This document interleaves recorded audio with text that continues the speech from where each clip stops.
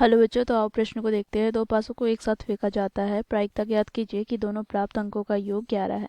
तो दिए गए प्रश्न की मुख्य अवधारणा की बात करें तो बच्चों देखो यहाँ पर, यदि घटना ई के घटित होने की प्रायिकता को हम पी से प्रदर्शित करते हैं तो पी बराबर हो जाएगा ई के अनुकूल परिणामों की संख्या बटे कुल संभावित परिणामों की संख्या। बच्चों यहाँ पर हम ई के अनुकूल परिणामों की संख्या को एन ई से तथा कुल संभावित परिणामों की संख्या को एन एस से प्रदर्शित करें तो पी ई बराबर हो जाएगा एन ई बटे में एन एस के। तो इस मुख्य अवधारणा की सहायता से हम दिए गए प्रश्न को हल करेंगे। बच्चों प्रश्न में कहा गया है दो पासों को एक साथ फेंका जाता है, ठीक है। तो बच्चों यहाँ से कुल संभावित परिणामों की संख्या अर्थात एन एस हमें क्या प्राप्त हो जाएगा।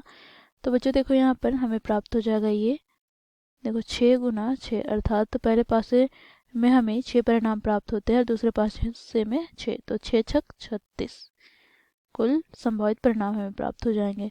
अब बच्चों देखो हम यहाँ पर मान लेते हैं, माना घटना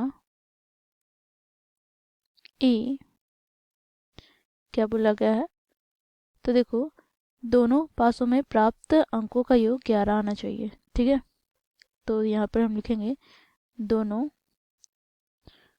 पासों में आने वाले अंकों का योग 11 हो। तो बच्चों देखो ए के अनुकूल परिणामों की संख्या अर्थात एन ई बराबर हमें क्या प्राप्त हो जाएगा।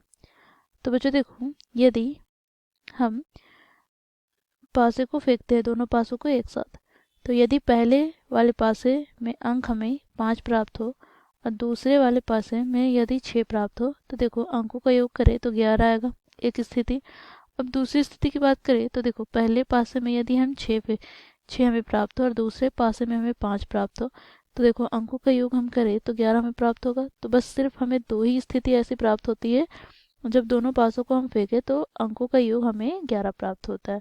तो यहाँ पर हमें एन ई प्राप्त क्या हो गया, तो एन ई हमें प्राप्त हो गया बच्चों 2, ठीक है।